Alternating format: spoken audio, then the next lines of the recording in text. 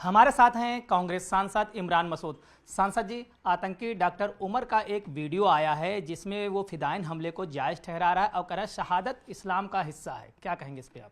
शहादत इस्लाम का हिस्सा है, ये सही बात है, लेकिन शहादत के क्या नॉर्म्स हैं उनको भी पढ़ना चाहिए। खुदकुशी शहादत नहीं हो सकती। खुदकुशी इस्लाम के अंदर हराम है, और खुदकुशी कर रहे हो और इनोसेंट लोगों को अपने साथ मार रहे हो तो वो शहादत नहीं है।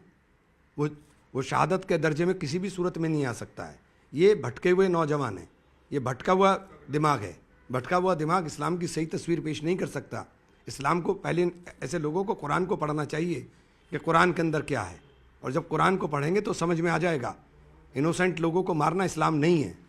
लेकिन जिस तरीके से दिल्ली ब्लास्ट की जांच आगे बढ़ रही है, सब सफ़ेदपोश सामने आ रहे हैं, जो डॉक्टर्स हैं, बड़ी बड़ी डिग्री हासिल किए हैं, पीजी किए हुए हैं जो डॉक्टरी में, उन लोगों के नाम आ रहे हैं और ज़्यादातर मुस्लिम युवक हैं। इन लोगों के लिए आपका क्या कहना है? देखिए, भटक गए रास्ते पर मत जाएं।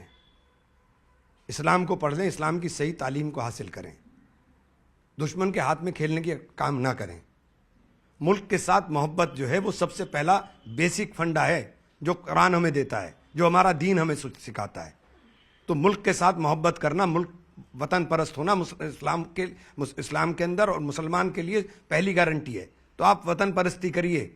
वतन के साथ जो भी लोग वतन के साथ गद्दारी करने का काम कर रहे हैं वो कुछ भी हो सकते हैं, वो इस्लाम की शिक्षा नहीं है। इसके अलावा यूपी सरकार के मंत्री हैं ठाकुर रघुराज सिंह, उनका कहना है कि जो भी आतंकी आ रहे हैं बाहर, जिनका नाम आतंक में आ रहा है, वो सब मदरसे और मस्जिदों से निकले हुए हैं। इनको बंद होना चाहिए पहले भारत में, अगर आतंक के फन कुचलना है। ऐसे जाहिल लोगों की बातों का मैं जवाब नहीं देता हूँ।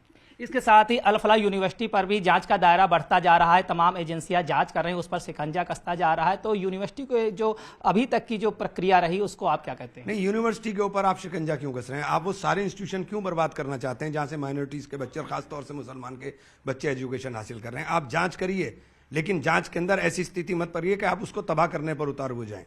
जांच के नाम के ऊपर किसी का उत्पीड़न नहीं होना चाहिए। जांच के नाम पर यह संदेश नहीं होना चाहिए कि आप टारगेट कर रहे हो।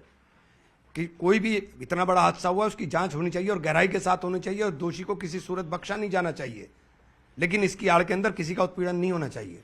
सपा नेता आजम और अब्दुल्ला 2 महीने भी खुले में सांस नहीं ले पाए, फिर उनको जेल हो गई है। अखिलेश यादव कह रहे हैं उनके साथ जुल्म की इंतहा हो रही है और ऐसे लोगों को कुदरत माफ नहीं करेगा। आप क्या कहेंगे? सही कह रहे हैं अखिलेश जी, सही कह रहे हैं अखिलेश जी। आप भी समझ रहे हैं कि आजम खान के साथ जुल्म की इंतहा हो रही है? जुल्म की इंतहा है, जुल्म की इंतहा है। राजनीति के अंदर इस तरह के जो चलन है वो किसी भी सूरत में लोकतंत्र के अंदर सही नहीं है। पड़ोस के मुल्क में देख लीजिए, यही काम हुआ था, बर्बाद हो गया कंट्री। धीरेन्द्र शास्त्री जी भारत को हिंदू राष्ट्र घोषित करने की लगातार मांग कर रहे हैं। अभी उनकी सनातन एकता यात्रा निकली थी, तमाम उस पर बयान आ रहे हैं। उन्होंने ये कहा है कि भारत हिंदू राष्ट्र बन के रहेगा और संसद में बनेगा, और ये भी कहा दिल्ली से लेकर अब श्रीनगर तक एकता यात्रा निकलेगी। ये संसद का काम है, जो संसद का काम है वो सांसद करेंगे। वो तो दावा कर रहे हैं कि संसद से ही बनेगा हिंदू राष्ट्र। चलिए, जब होगा तब देखेंगे, बात करेंगे, अभी क्या बात करें। धन्यवाद हमसे बात करने के लिए। ये थे हमारे साथ कांग्रेस सांसद इमरान मसूद। कैमरामैन सोनू मंडल के साथ संदीप पांडे, दिल्ली से।